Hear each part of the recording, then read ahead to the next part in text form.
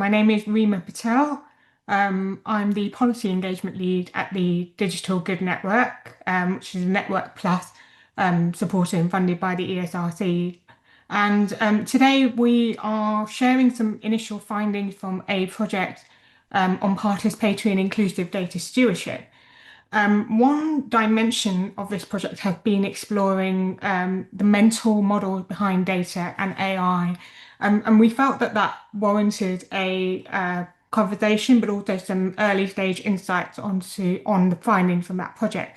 The project is funded by the ESRC Digital Good Network. It's part of core team research, and it's run in collaboration with the Civic data Cooperative, which had been working in Liverpool, and Emily Rempel is the lead at the Civic Data Cooperative. It's also run in partnership with the Ada Lovelace Institute with Octavia Field-Reeve. So I wanted to note the contributions that colleagues have made to this work. I also wanted to introduce very quickly Jonathan Gray, who has just written a book on public data cultures. He's the co-founder of the Public Data Lab and co-director of the Centre for Digital Culture at King's College London. And also Silvana Fumega, who joins us from the Global Data Barometer. So we've got a really good series of insights and findings from Emily, who I've already introduced. Hi, Emily. At the Liverpool Civic Data Cooperative. So really what we've got here are some perspectives from research, academic research, policy, public engagement and practice. So it's very exciting. Looking forward to sharing that. And of course, we'll have your own perspective through a Q&A. So really, really excited about this dialogue. In terms of what this is about, it is about exactly this: system story and stewardship, lived experience and systems and structures of power that underpin the way data and AI work. We're not really focusing on technical governance. You're more than welcome, but if you're expecting a very, very technical conversation, this might not be the right one. But I can see that people are not fleeing, so it suggests that we have framed this conversation right. So what we'll do today is we'll set the scene. I think that's important. But before we do that, I just wanted to say a few things which relates to housekeeping and logistics. My colleague Ruth and Dee have added a few things in the chat, but if you're not able to hear us at the moment, we do have closed captions available. So the best way to do that is to look for that bar on your Zoom screen, and you should be able to put closed captions on. We have a Q&A box for the Q&A, and we also have a chat box for comments, reflections and observation, and we're keeping an eye on both of them. So without any further ado, I'm going to make a quick start by sharing a little bit about this research programme and its key themes and findings, and then inviting colleagues after that to respond. So thank you very much. Next slide. So as I mentioned, this is about rethinking mental models and shares interim insights from a research programme that hasn't yet been published. So it's fairly new. At least I hope it's new. If it's not new, then do let me know, and we'll do our best to generate something new. Yes, so next slide. The important question for us today is about what is a mental model, and lots of people haven't really articulated that well. And when I had to sort of think about mental models for data and AI and why they're really important, I found, sort of broadly speaking, three ways of thinking about what a mental model is. It's a simplified, powerful framework that acts as a cognitive tool to help us understand complex problems and make better decisions. So the lens around mental models is about how we can make better decisions about data and AI going forward in our different roles. And that's why this is important. There's three ways of thinking about mental models.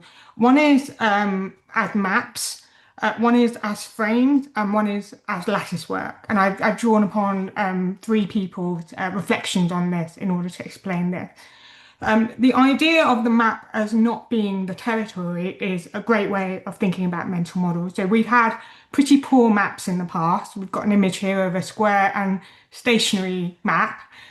So this really illustrates that maps can help us, but they can also be wildly wrong. So in the same way, we can think of mental models as being incredibly helpful, but also being wildly wrong. And here I've got a quote, the map is not the territory, but if it's correct, it has a similar structure to a territory, accounting for its usefulness. The second way to think about a mental model is a frame, so like a pane of glass, framing and subtly distorting our vision. Mental models determine what we see. So what's inside that frame and what's outside of that frame, and how we draw that frame really matters. And that's why mental models are useful to think about. And then the last way of thinking about this is by Charlie Munger, who talks about mental models as lattice work. So Charlie Munger is quite a famous investor that many people might know about, but when I was researching mental models, I kind of just found some really interesting thinking about the different mental models that he's been using to help guide his work and his thinking. And so he talks about different ways of structuring mental models being useful and mutually supporting. Next slide. Why should we care about mental models in data and AI? Well, there's a dominant one. So when we're thinking about lattice work, we're thinking about multiple plural lenses or ways to look at data. At the moment, it's arguable that we have quite a limited perspective on data. And so some of this work is about broadening our perspective on data and incorporating a range of mental models, that lattice work that I was talking about. So here you've got this image from The Economist of data as oil, data ownership as the underlying structure, and data extraction and data ownership as the data world that drives the patterns, trends, and decisions leading to challenging events that result in extraction. And so another way of thinking about data might be to move away from the idea of data as oil and think about it as data as soil. That's a kind of question I've got for you is, what does it mean for us to treat data as soil, i.e. more regenerative and inclusive ways rather than just as oil? That's an interesting question to ask ourselves. Next slide. So I've mapped out six dominant mental models and their stories in this emerging research. One of them relates to data as a public good or data's liberation. This is a dominant mental model alongside the mental model of data as oil or data ownership. This narrative, which you see very, very widely in lots and lots of different contexts, sets out data, the public good, openness and access, automatically generating innovation and democracy. And some of the metaphors and imagery that have been used have been the common, free-flowing river, sunlight offering insight, a world of maximum openness where data flows freely, intended to empower all, but often having implications disproportionately benefiting those with resources and capacity to use it. So this frame or lens is often associated with Silicon Valley and the open data movement, and it's rooted historically in ideologies of libertarianism. I've also mentioned a separate mental model already, which is this idea of data as property or data as oil, where organizations trade, refine, enclose, and monetize data. Lenses and frames associated with that are property, oil, currency, asset, and the language of commodification is something that you often see reinforcing market and state logics. And then that tends to be rooted in ideologies of capitalism. Next slide. There are other emergent mental models that have been identified, quite a lot of them actually. One is one of data control. I mean, some of you might have come across Shoshana Zuboff's work on surveillance capitalism. This is really the mental model that she's working with. This analysis of centralized active governing data tightly to ensure order, security, and power, but with challenging consequences of surveillance and control. And so, if we think about China and credit system and social scoring system, that's a good example of how we see that play out. At the Stasi archive in East Berlin or the punch card technology of the Nazi regime were other examples, and they tend to be rooted in ideology of authoritarianism. The next mental model relates to data protection, data rights, and data regulation. So, in response to some of the challenges that have emerged from ownership and liberation, advocates and campaigners have made the case for this idea of data rights, guarding against harm, protecting rights, and the GDPR is really an articulation of this particular mental model. So we see imageries of metaphors of walls, armor, locked vaults, that kind of thing when we're looking at how these narratives are visualized. Next slide. We then have a narrative of data justice, which many people might have heard, or a mental model of data justice. The idea that in the right ways, data can be critically interrogated and mobilized to result in increased justice and fairness in the world, but also that there might be consequences of data injustices that need to be addressed and tackled. So we need to think about redress, redistribution, impact, inequality, missing data. And this way of thinking about data is rooted in ideologies of social justice, or it comes from that kind of lens of social justice. The sixth mental model, the last one, I've already mentioned it. I think it's interesting. It's an interesting mental model. I should sort of, caveat this by saying that I have written about data stewardship in the past before, the report on participatory data stewardship and governance. But I feel like this work has led me to think about it very differently, and I'm really open to have a conversation about that. But this mental model is about, and I know Jonathan might have some thoughts on this, is about culture and values and ways of behaving in relation to data. Data is relational, generating obligations of care and responsibility to balance value and sustainability. So when we sort of look at metaphors, you often hear people talking about data in the sort of language of rivers, lakes, flowing water, stewardship, farming, and ecology's language, guided by channels and ecosystem. And a way to describe that might be to bridge openness and protection, and connect responsibility and reciprocity and trust, and then also think about this as part of an ecological system or an eco-socio-technical system.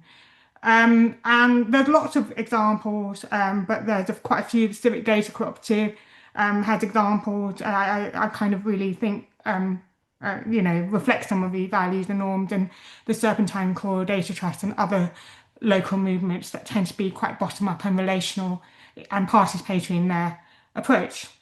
Next slide. I did say that this wouldn't just be about data, so I haven't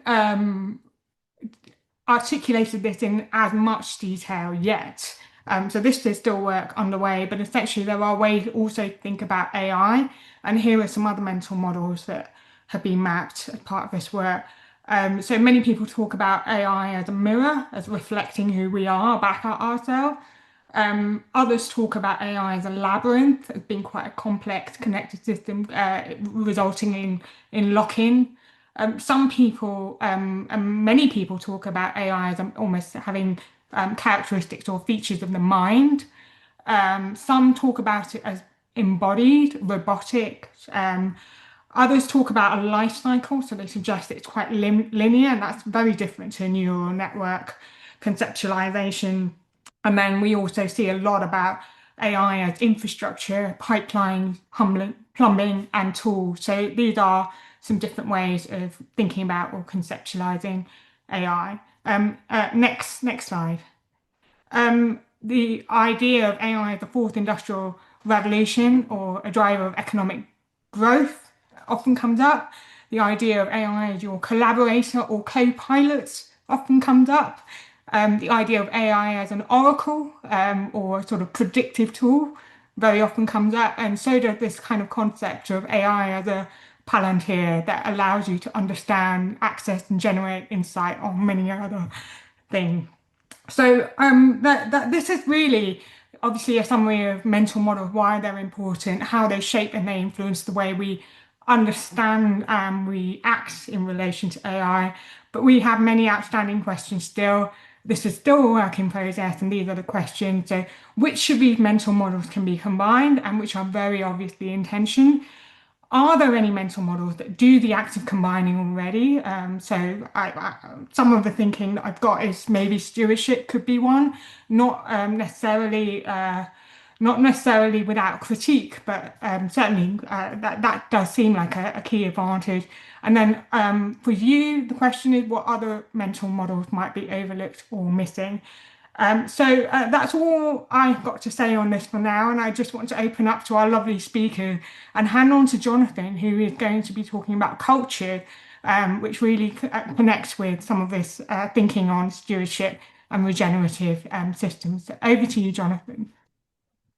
Thank you so much, Reema, and hello everyone. I'm Jonathan Gray. I'm a reader in critical infrastructure studies at King's College London, and I'm going to um, say a few words about my Public Data Cultures book, which came out at the end of last year, and which Reema and I have had a bit of an exchange around over the past few months leading up to this event. So it's really special for me to kind of join and kind of listen to the research that Reema has presented and make connections in the discussion.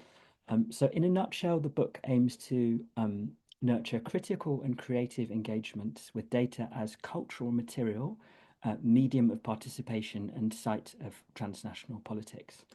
Um, it draws on over 15 years of research, and I can see amongst the attendees some of the people who have known about this research for a long time.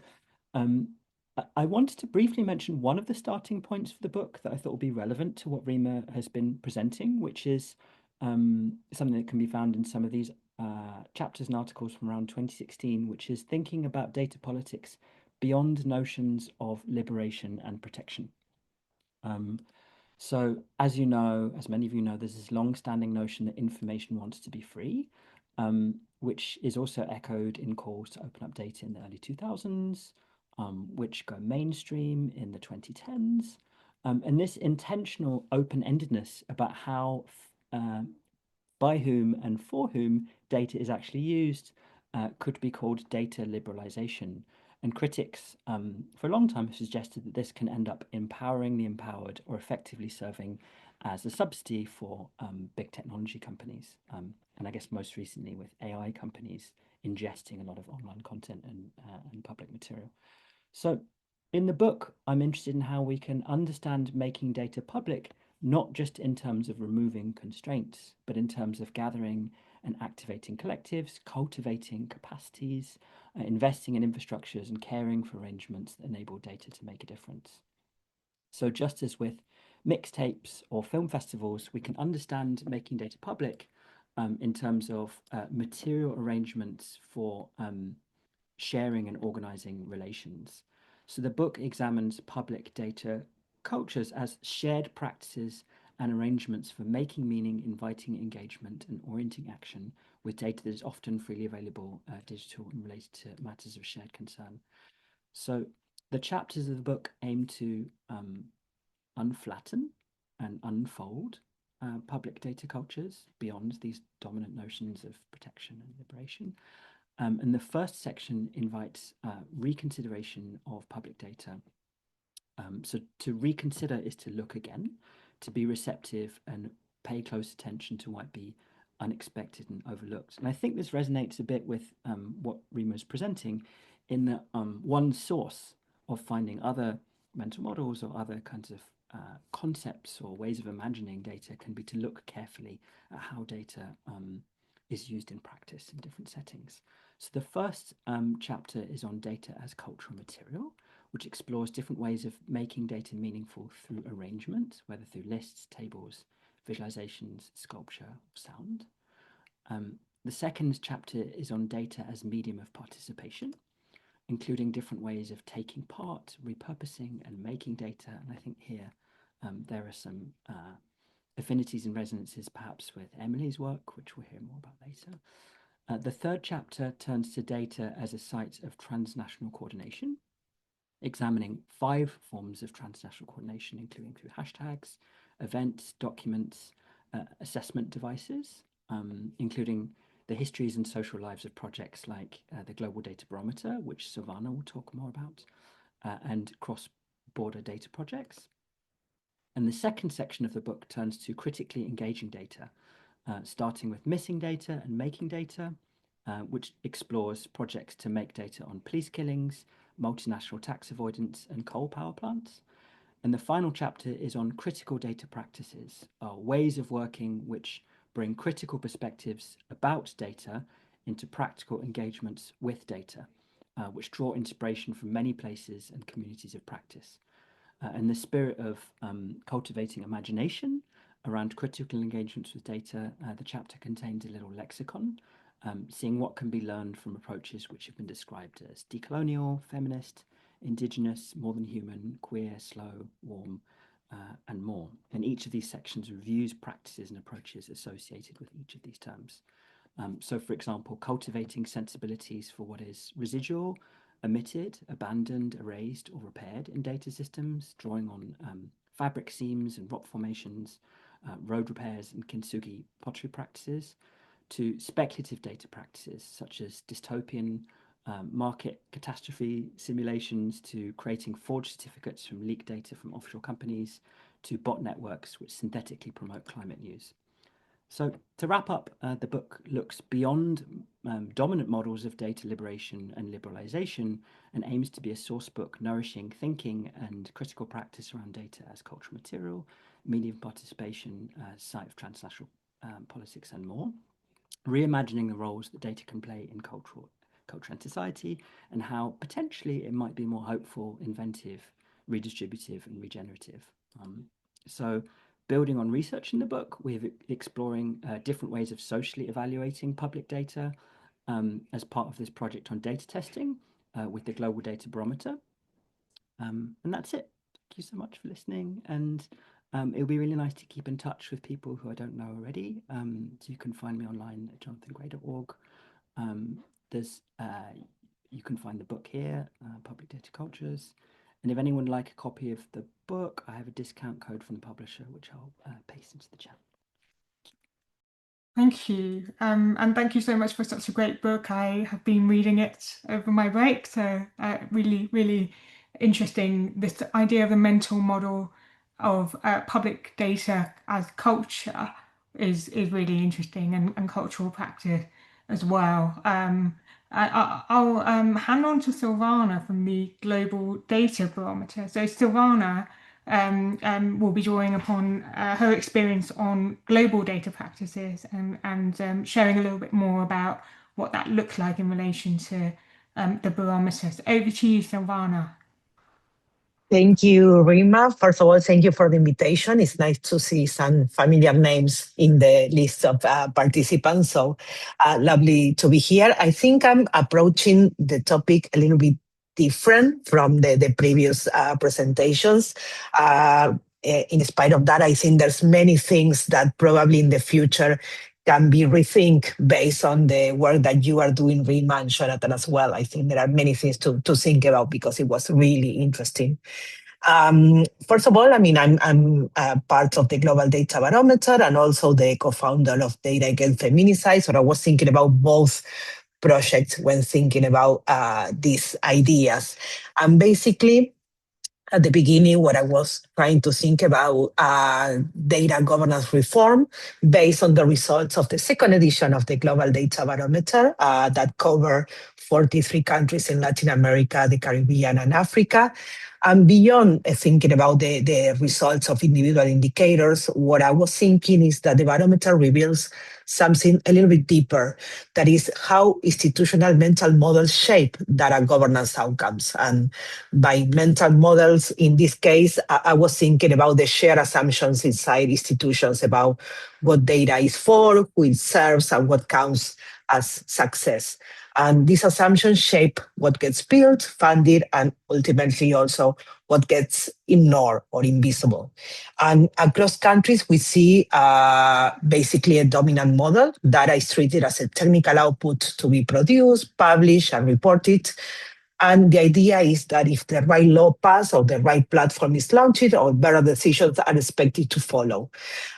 Governance becomes a matter of delivery and compliance rather than responsibility and power. So the comparative evidence shows the limit of this particular model. In many countries, formal frameworks already exist. What is harder to build is institutional alignment. When data is treated mainly as a technical deliverable, mandates remain unclear, capacity is fragmented, and incentive reward publication rather than meaningful use.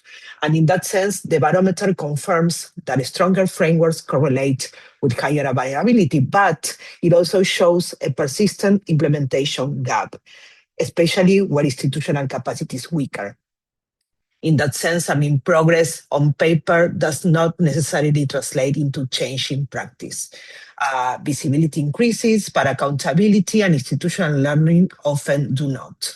And this same pattern repeats across sectors. In that sense, taking some of the results from the barometer, nearly 3/4 of countries now that we cover, of those 43 that I mentioned, now have some type of data sharing frameworks, yet very few included AI guidance or strong enforcement. In that sense, also open data initiatives, that it was mentioned before, are widespread, but engagement is uneven and often depends on individual champions rather than durable institutional commitment. In that sense, governments have become quite good at launching visible reform, but much less effective at sustaining the slow, less visible work that makes data politically used over time. In that sense, again, thinking about some of the examples of the GDB, is, for example, that in politically sensitive areas, the limits are even clearer. The GDB shows that, for example, lobby registers are largely absent in the countries that we are covering. Also, beneficial ownership data is often collected but not published. And also we have examples from another kind of topic, that is procurement data, that in that sense is widely available, but the information in particular on the implementation stage of contract is in some cases missing. So that's where the risk concentrates. What becomes visible is what is manageable or politically safe, not necessarily what enables oversight. So what institutions choose to make visible is not the same what they are prepared to govern. In that sense, the same mental models now shape AI governance. What we see in that in many governments are eager to deploy AI systems, but the governance foundations lag behind. We've seen, because of the results of the surveys, that ethics training is limited with the public sector, and safeguards are weak, and in some cases, oversight capacity develops more slowly than deployment. So in that sense, speed and innovation are rewarded more than stewardship and accountability. And in this case, and in many other cases, context matter, because global AI models land in very different institutional environments. So in that sense, in context with weak institutions, AI often adds complexity without strengthening governance. So what it comes to this is that there are deeper questions, not only who gets counted, but who institutions are structurally prepared to see, whose realities remain invisible.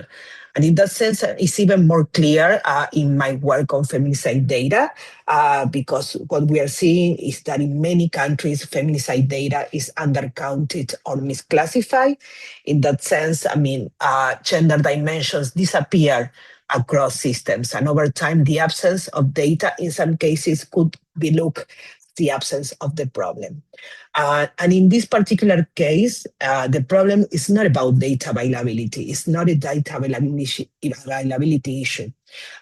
Because the information exists in policy records, court files, media reporting, and civil society monitoring.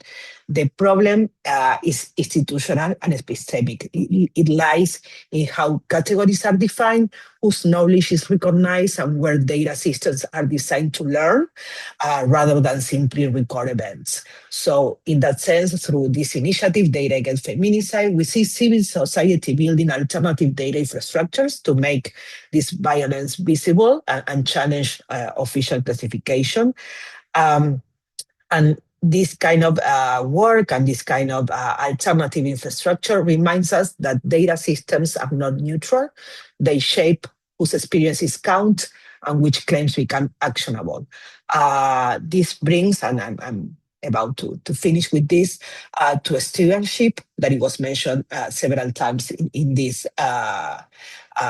session, because many current reforms focus on producing data, publishing it, sharing it, reporting it, but stewardship, or at least the way I was thinking about stewardship, shifts the focus to what happens after data is produced. It asks whether institutions are actually equipped to respond what the data shows, to change policies, to intervene when harms appears, and to correct course when system fails. Without this capacity, data may increase transparency, but it does not improve governance. So taking together the different examples, the one from the GDB and the one from the Data Against Feminicide, the evidence is consistent. In that sense, data governance reform is institutional and political and not only or primarily technical. Narratives which are focused on efficiency, innovation, oftenly obscure power dynamics and accountability gaps. Sustainable reforms depends on changing the mental models that shape institutions, aligning incentives, and investing in capabilities to support oversight, participation, and learning. If there's an opportunity ahead, I think is to move beyond symbolic visibility towards institutional depth, treating data and AI as public infrastructures embedded in social and political systems. And that's basically some of the ideas that I wanted to share. I think there are many other things and concepts to think about and to rethink, but I think these kind of conversations are really important, and I'm looking forward to keep this conversation going in the future. Thank you very much again for the opportunity. Oh, it's a pleasure. And this is absolutely on point, thinking about how mental models shape institutional incentive priorities and structures, and also building awareness within institutions as to, what mental models are dominant and not dominant is very much the sort of goal of some of this research, research applied in practice. Is really important. So if you're a policymaker with us, then obviously that's something that's really important to be thinking about, is which of these mental models that we've been exploring, including the technical one. I think that Silvana, you mentioned, which of these mental models we've been exploring are dominant in your organization and which are not that dominant, and why, and what's your role individually, collectively, socially, structurally in shaping that. So yeah, thank you so much, Silvana. And that brings me to Emily, because Emily's been doing all this great work in Liverpool on the Civic Data Cooperative. So would you be able to share a little bit more, I think probably some further reflections on institutional structures and priorities would be really interesting in the context of all of this work as well. Sounds good. Thanks, Reema. Yeah, as Reema, Oh, you're muted.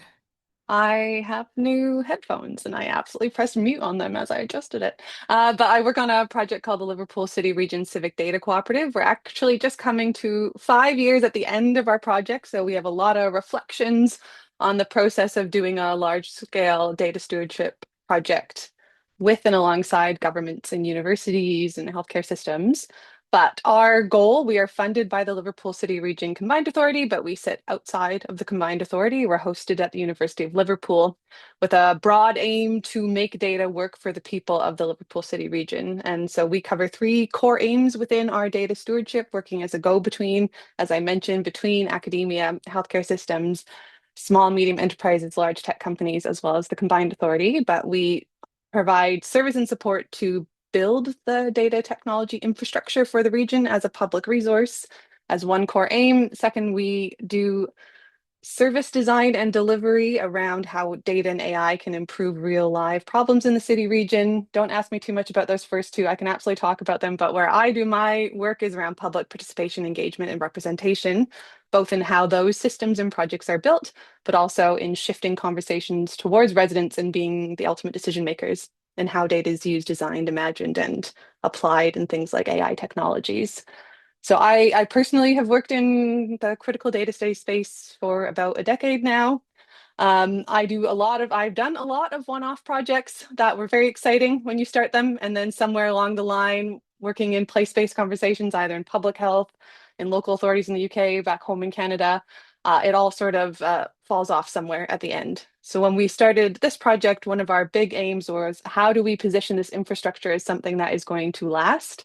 And how do we open up an ecosystem of collaboration and mutual learning across the UK to have conversations about what is good practice in data stewardship, lessons learned, and I think more importantly, something we don't talk about, but I hope we've shifted the environment on a little bit, is when it doesn't go well. Because if we can't be critical of our own work while we're doing this, we can't possibly meet that aim of shifting power and ceding responsibility.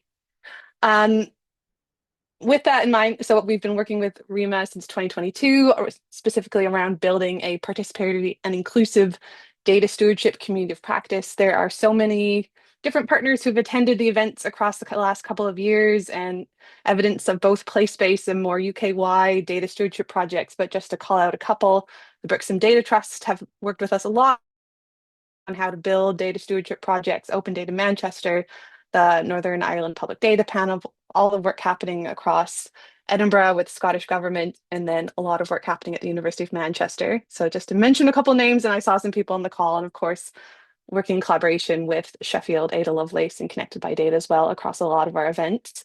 But I'll speak really quickly and end on just a couple projects we've done. So we sometimes do stewardship that looks very traditional, run a citizens jury, a public panel, make some recommendations, but we also try to do some things that are a little bit different and radical, doing really innovative stuff around participatory action research and how we build technology systems that are to the specification of residents rather than technical actors, and how we bridge that gap. Sometimes I like to joke that what we're doing is throwing a bunch of different stewardship projects at the wall and seeing what sticks and what creates step change. But really what we're trying to do is take our knowledge around the theory of how to do data stewardship and critical data studies and then apply it in practice and test what works and be self-evaluative as well as evaluative of the work that's done by our partners. When I joined the CDC, I just come off of a couple of years in the COVID-19 response, working around government data, how it's collected and communicated and used. We did a lot of work with Indigenous communities in Canada. I'm a member of an Indigenous community in Canada called the Métis. And one of the lessons that I told Gary, who's our director when I joined, was that what I wanted to do with data stewardship is I wanted to shift it from a Western knowledge generation approach of skepticism and push it into an Indigenous understanding of knowledge generation around relational and relationship. And that is what all of our projects have been trying to do. And I think over the past 5 years, we've done that a little bit. I'm not going to say we've had total success. There's a lot of conflicting priorities when you're funded by a government. That is the reality of doing work like that. But that doesn't mean that you can let go of the ideals you set out, because the promises you make to your residents as a steward have to be delivered on. Otherwise, the fundamental portion of this, which is how we behave in a trustworthy way to steward data, is broken immediately. So with that in mind, I'm going to share some quotes from residents. Imagine these in a Scouse accent. It is not mine, but I like to quote our residents and share what they have directly told me at all of these kinds of events, because that is ultimately what we're doing. My reflections are important, but what they say has way more weight. The one quote that I heard in the first year that I wrote down and I put in every presentation is a resident who was a little feisty. And she told me that her biggest concern with working with me in particular was that nothing was going to change. We're going to collect all this data, we're collecting all this information, and then it just festers on a shelf like a book in a library.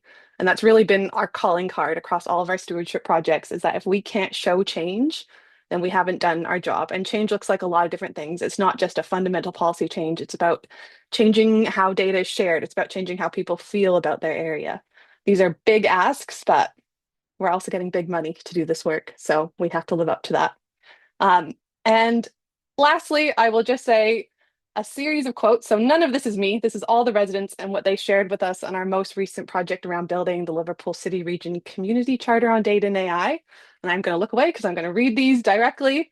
But this is what they shared with us across the couple months we worked with them this last year. They said about data and AI, if used with the best interests with the public in mind, the use of data and AI can drastically improve healthcare, public services, education, and local services. In 10, 15, 20 years down the line, it could minimize discrimination and close the gap between socioeconomic inequalities. But my fear is that we will not be able to keep up with AI. This data linking to AI will move too fast, use too much water and energy in the process. I fear that AI will cause a lot of jobs to disappear, although at the same time, there's clearly a lot of new jobs that will be created because of AI. I feel like it's unlikely that people whose jobs are replaced by AI will be able to move into the new AI jobs market. And now kids are kind of learning a new set of skills that don't adapt them for real life because the digital playground's different to real life, isn't it?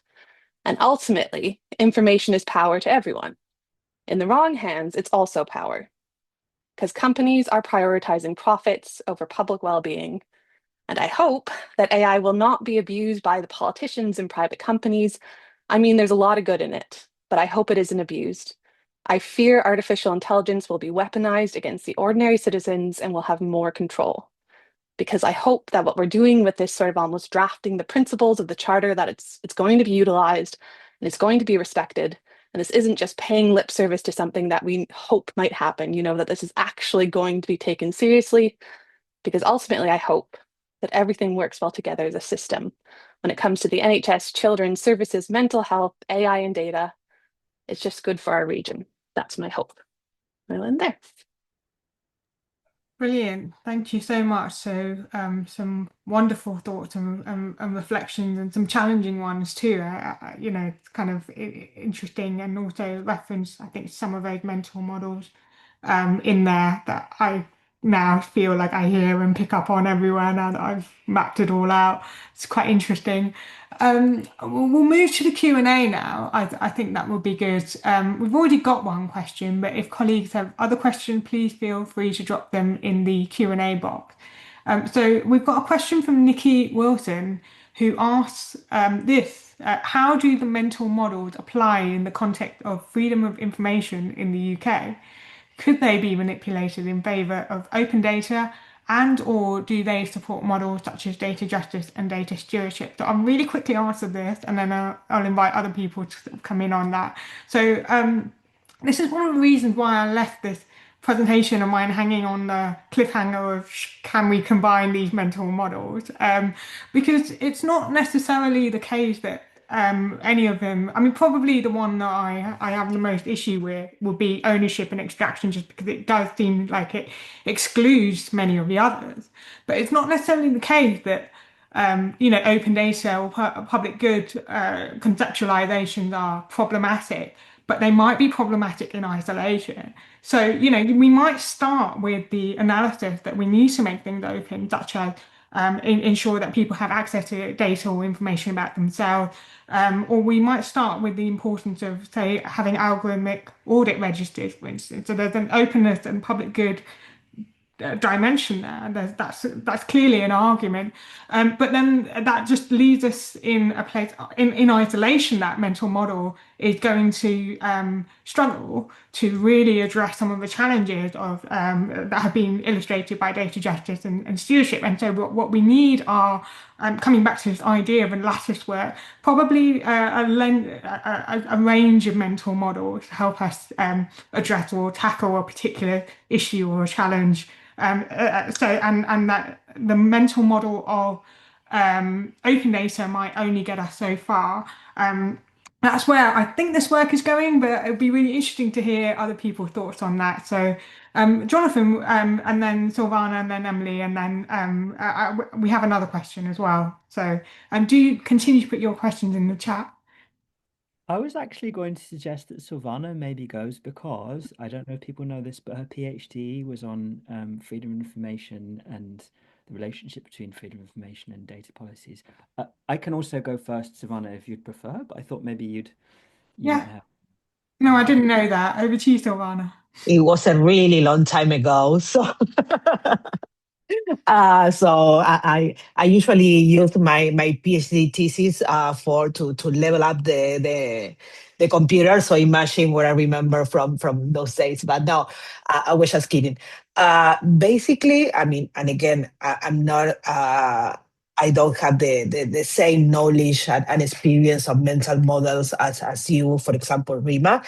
So probably you are more aware of what are the differences in that particular case. What I think some of the differences between FOI and open data and something related to stewardship or data justice or something like that is going between rights, transparency to responsibility. I think there's a link there that you need to do that is probably not there yet if you only take FOI as a right to access certain information or open data as something that you can get without that particular question or request in between to something that produce an outcome, something that is somebody, some nation, some institution that is responsible to act upon whatever is published or whatever is transparent. So I was thinking about that mostly, the differences between FOI and open data at that time when I was doing that research. I think since changed a lot in the past decade, were mostly related also to the people working on the different areas. I mean, a more legal adversarial approach between NGOs and the public sector when you are talking about FOI in comparison to what it was open data and more the mental model that you mentioned about libertarianism and those ideas were really based on the beginning of open data movement. So those were some of the ideas related to that research that I think in some cases is still current, even though they mash or they merge much more in the past decade. But there's something there. But in most cases, the component of responsibility or act upon the results of those information disclosure is still the missing link that probably is connected to the second question as well. I mean, how do you connect data and information or AI to the different outcomes in terms of inequality and so on? There's a missing link there that probably is the most difficult one to think about and to act upon. But yeah, I'm going to stop here because I can go on and on forever. So I'm going to stop here and leave the place for Jonathan or Emily to continue. No problem at all. So Jonathan and then Emily, I might come back to you on the socioeconomic equalities and inequalities question that has also been raised. Over to you, Jonathan. I just wanted to share this as I'm speaking by way of illustration. So I guess, Nikki, this is a great question about mental models in the context of freedom of information. I guess one of the things that I guess comes up for me in response to this is the notion that freedom of information is an instrument for requesting things which are assumed to exist. The chapter on missing data and making data in my book starts the notion that there are many things which we might care to know about through data where the data does not already exist. And this is something that I think Tim Davies was in the channel. This is something that we kind of did research around in 2015, looking at how, for example, knowing about company ownership, this is sometimes not data that already exists that you want. And there's a lot of work that goes into advocating for that data to be created, not just opened up. So there's an immediate question about how mental models in the FOI context imply that what we care about might already be there versus not, and the work that kind of goes into making data. I think for me, this is about a shift from thinking of data in terms of collections of facts to data as a site of intervention around what matters and what there is and who does what to whom, which is also about power relations, as Emily was kind of commenting. I just wanted to highlight that one source of hopefulness for me in reformulating mental models or imaginaries or stories or concepts of data, is looking at, this is a project that I did as part of the book. It's a data set of data sets that were sought but not found. So you can do this in relation to data portals. One could also do this kind of analysis through sites like What Do They Know or FOI requests. What fascinates me is the things which are requested but which don't exist, which implies a disconnect between things that matter and the kinds of data that institutions collect. And so you can see here, there's all sorts of things that have been rejected. Cleaning companies in Colombia, data on bankruptcies, and there's all sorts of reasons why these things have been rejected or don't exist. But to me, this is somehow a hopeful sign that we can gather these questions about things which people are curious about, which matter, which might not exist, which might serve to inspire other ways of thinking about data in the longer term beyond this notion of just opening up. And this is something we've also been exploring as part of the data testing project. Put a link to in the chat. Really interesting. So there's a kind of question which is how we build data or make data or create data or develop data cultures here that align with what people actually are looking for, and how do we understand and interrogate that gap. And this is a really interesting example of how you might be able to look at the searches to understand where that gap might be. That's a really helpful example, Jonathan. Emily, do you have a question? Do you have an answer to this question again from Nikki on the connection between data AI and socioeconomic inequalities and what the linkages there might be?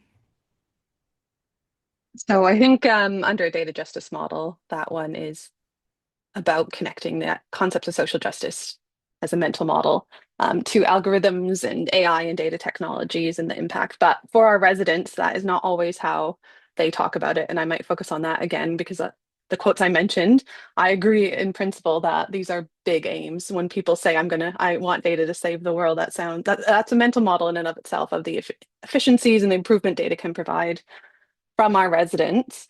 That is challenging to deal with when you're doing this kind of boots on the ground data stewardship work. People get involved in what is essentially a community project, even if it's about data and AI, because they want to do something. It's not often because they're fanatical about data and AI, though. You absolutely get those people. They are there, they take part in these projects because they want to see change. So the commentary in those quotes, particularly that I was reading out about data and AI solving social and economic inequalities, is more about people's perception and mental model of data stewardship itself and the kinds of projects that we're running, perhaps more so than just data and AI. When we talk about stewarding data, we're stewarding it to some aim, and we open up to them what aim they want it to be stewarded towards. And that is the aim that comes up most frequently, is removing inequalities, addressing inequalities, looking at the kinds of technologies that can and can't do that, because we say to our residents often, like, we in the Liverpool City region can't control what Elon Musk does as much as we would love to be able to, but we can absolutely control what data and AI technologies are approved by local government, and we can have those conversations. And that is where those sorts of socioeconomic inequalities crop up. But to reflect on that sort of imaginary mental model of stewardship a bit, we wrote a paper last year, and I'll put it in the chat, about meeting, not over-promising, but meeting the aims when we're doing these really embedded community projects where I'm working with people for sometimes up to a year, guiding them through these stewardship projects.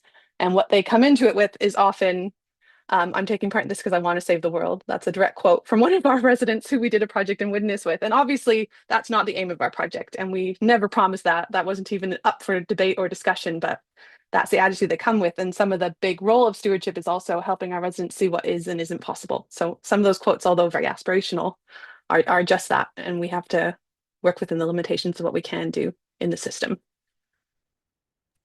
Thank you so much. And yes, do share any relevant papers. That's an invite to everyone in this call. Yeah, it'd be really good to understand a little bit more about different lenses or different frames and ways of thinking about stewardship, which itself is kind of a mental model of mental models. But that's just something to sort of think about. Lots and lots of people seem to think about stewardship in very, very different ways. So that's something to think about too.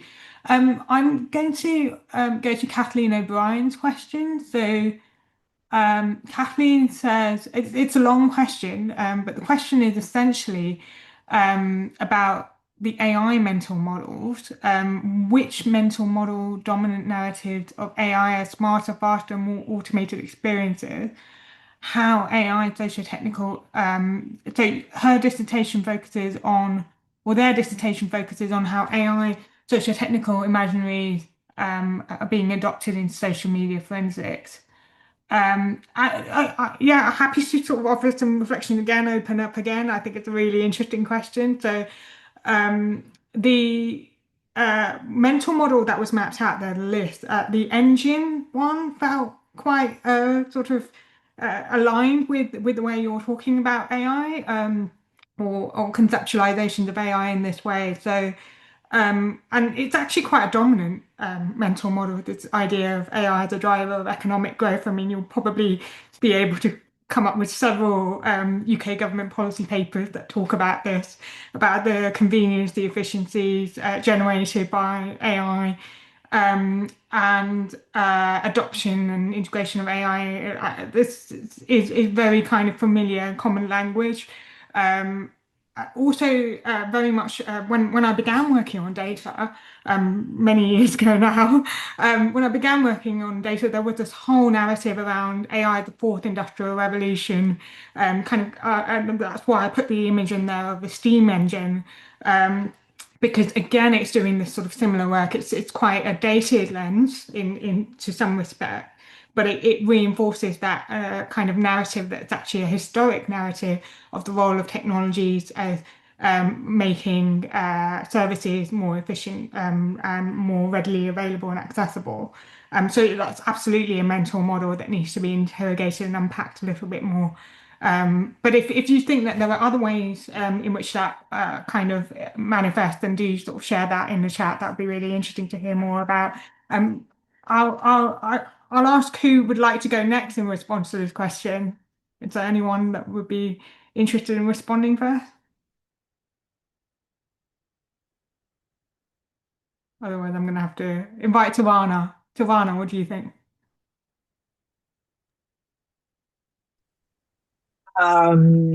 Yeah, I think there's again thinking about my experience that probably is not the same. I'm thinking that there's how do you say, a more power put into the ideas that are coming from AI, particularly because there's kind of a again, I'm not sure what's the word in here, thinking that the ancients or the technology is providing us with more accurate, powerful, or whatever the word is, answers or solutions to our problems. There's something in there thinking that whatever some AI agent is providing us is much more accurate than a human one in a sense. So there's something there that I'm not sure again was the word, was the mental model in that case, but there's something there to think about, and thinking about again that putting all the focus on modernization, technology, speed, innovation, is putting the focus on something that's not providing us with responsibility, stewardship, and at the end of the day, accountability. So thinking about that probably something that we need to keep talking about, even though it feels repetitive. I think there's something there to keep repeating, because technology or flashy solutions might seem like really nice to have, but at the end of the day, we need to think about the deeper roots of the problems and how to solve them, not just quick solutions or shiny apps or agents in that sense. I'm not sure if I'm answering or just rambling about the concepts. No, you're not. It's really interesting. I've got one final question. Oh no, not one final question. There's another question after this question from Jack. I've just picked it up. But I'll come to Jen's question first, and then we'll move on to Jack and then wrap up after that. So Jen has asked about the huge power imbalances. So the AI and data landscape is characterized by huge power imbalances that play with mental models of data as public data in the commons while their activities and benefit sharing are more market-based. How do we support work and workers in the data stewardship space who are committed to the concept of open data, creative commons people, while making sure they are not just exploited by the access of open data to data as assets? I could briefly speak to this Yes. one. So I think I think this kind of but there is this sense, not just amongst us on this call, but more generally amongst NGOs and advocates and others, that the politics of data liberalization is not only inadequate, but potentially also problematic in the moment they're in. And this is something that people have been talking about for over 10 years, right? And there's been a lot of critiques of undifferentiated reuse, which, as we're seeing now, is also something that many AI companies and platforms and others are kind of ingesting sort of material from the public sector in ways which are being enriched and taken advantage of by those with a lot of resources. I think there's something important here about looking beyond the public-private distinction as a sort of political philosopher Raymond Goyce called the kind of master category of liberal thought, towards like what decolonial and feminist and queer approaches to data might open up, thinking of data in terms of kind of relations, in terms of community and care and solidarity, what we can learn from many other kinds of movements and practices that have been around for a long time. This isn't just about digital technology, it's also about like how you approach public problems and how you approach organizing and many other things. But I think there's a lot that we can gain from not only thinking in terms of data as a representational resource or facts to be opened up, but in terms of culture and relations and politics and imagination, where we can draw inspiration from many other kinds of communities of practice and many other kinds of ideas. Thank you. Would anyone else like to come in on this question?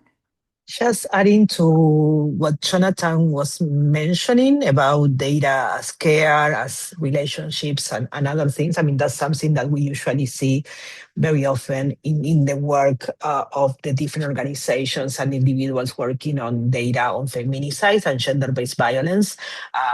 Thinking about not only about the data, but the representations, the art that is coming through the data or through those ideas, the memory that is also attached to the data that is collected. There are many aspects beyond the collection of data or the publication of data, as we usually know with public data, and there's a lot of work there. Some of them we cover in different events that we do annually, again, trying to think about the different aspects of community, of art, of visibility, of memory, and some other aspects. So I left the link somewhere in the chat, but if you want to know more, happy to talk about it. But yeah, I wasn't thinking about that a few minutes ago, but when Jonathan was mentioning that, I remember all the things that we heard from the people working on a daily basis on this type of data.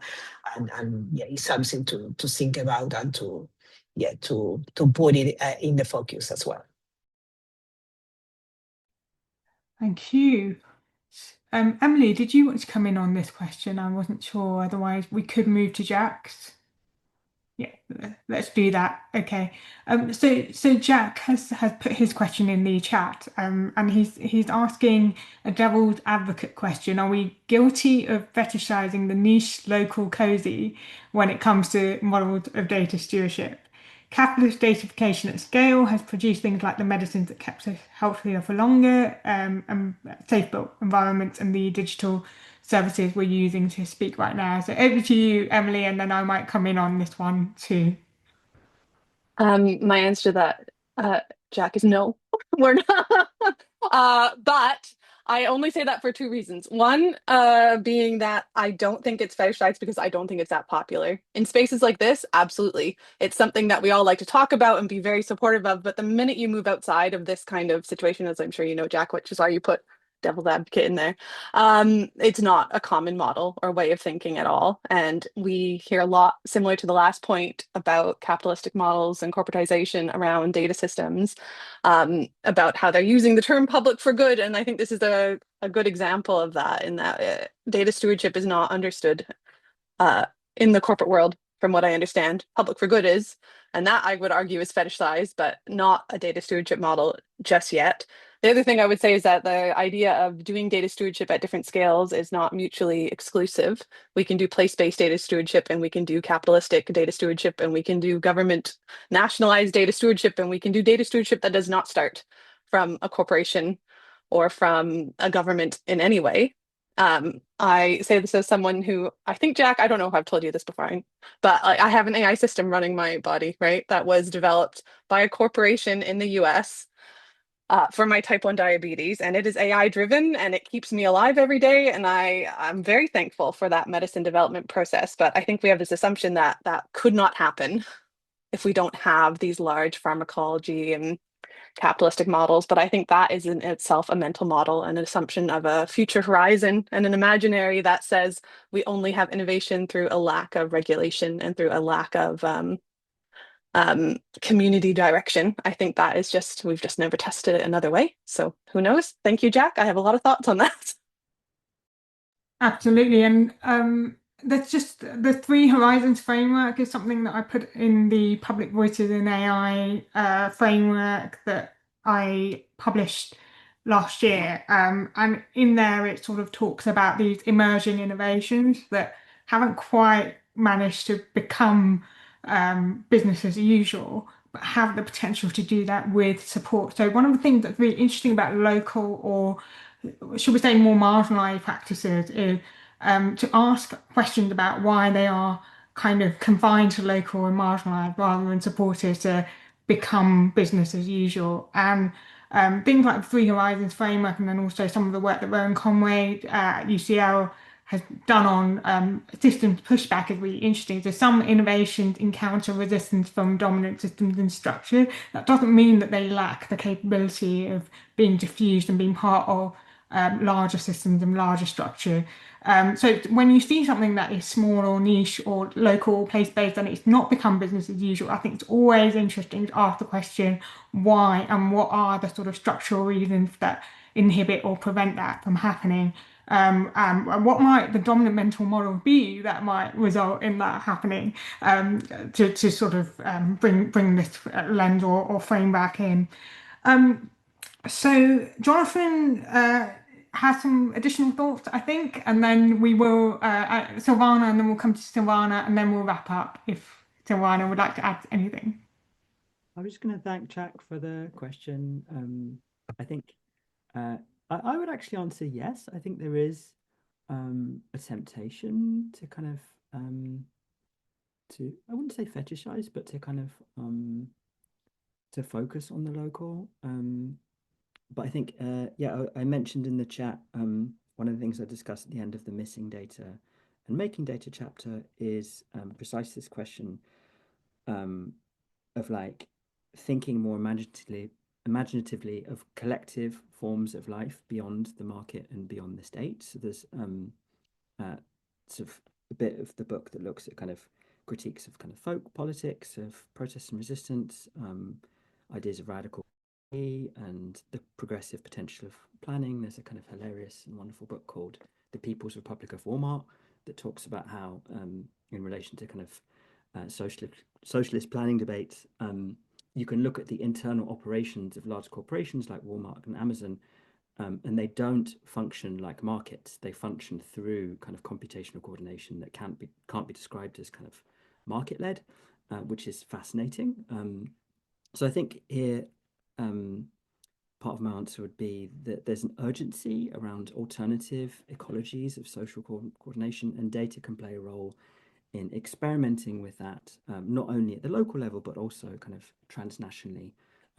But here also it's important, I feel, to learn from feminist and decolonial and other critiques about dominant modes of transnational coordination and scale, and the kinds of heavy social and ecological costs that can come with them. So certainly it feels like data can be a site of learning beyond the local.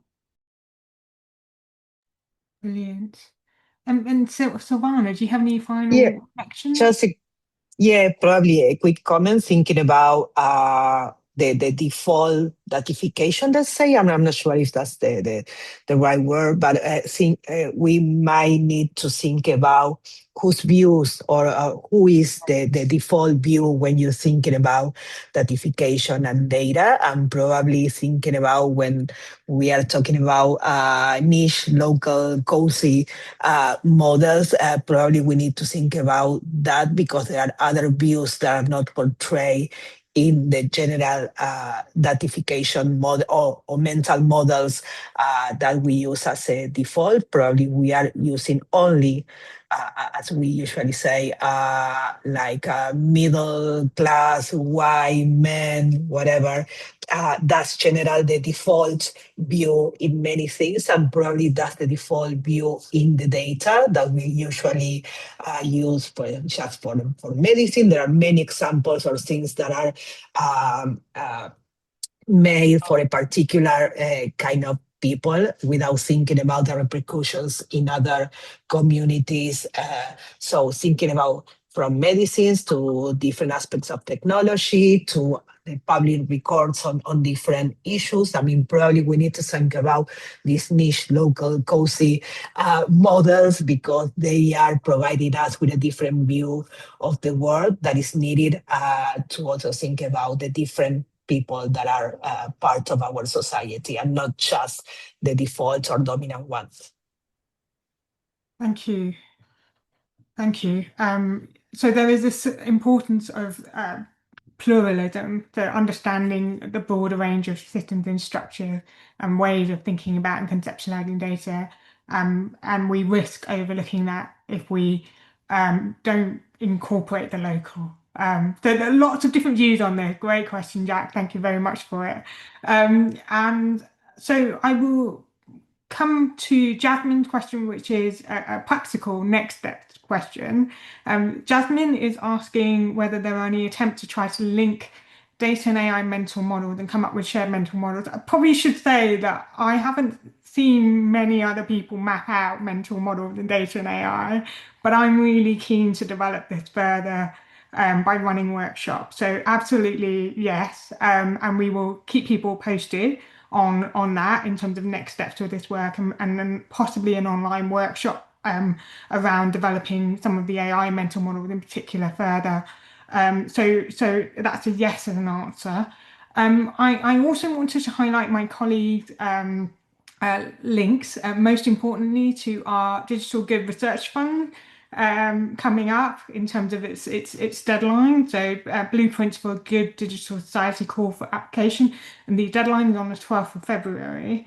All of the other webinars in the DGN series as well, there's a link here, and an opportunity to offer some feedback. And last but not least, I really want to thank you for all your brilliant questions, your responsiveness to this thinking and work, and to Jonathan, Silvana and Emily for some really thoughtful reflection grounded in practice and in research on mental models, system stories and stewardship. So thank you so much, and have a good day, rest of the day, and good luck for 2026. Thank you so much. Thank you. Thank you so much. Bye. Bye bye. Bye.